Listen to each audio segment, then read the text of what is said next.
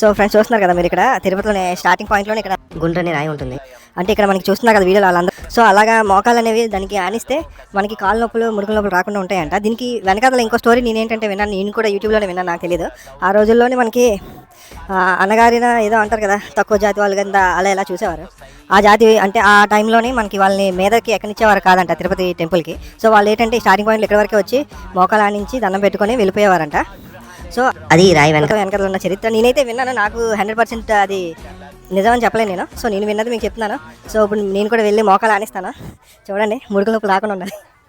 Friends, నేనైతే కొండ ఎక్కి దిగిన తర్వాత నేను ఈ వీడియోని ఎడిట్ చేస్తున్నాను. ఎక్కిన తర్వాత దిగిన తర్వాత కూడా మాకు కాలు నొప్పులు అనేది ఒక 1% కూడా అనిపించలేదు. మనం మామూలుగా రన్నింగ్ వెళ్ళాలి, వాకింగ్ వెళ్ళాలి అనుకుంటే నెక్స్ట్ డే కాల్ పట్టడం పిక్కలు పట్టడం అనిపిస్తుంది. కానీ ఇక్కడ 5 hours మేము ఎక్కిన తర్వాత కూడా ఏ నొప్పి లేదు. అది రాయి వెనకాల ఉన్న చరిత్ర.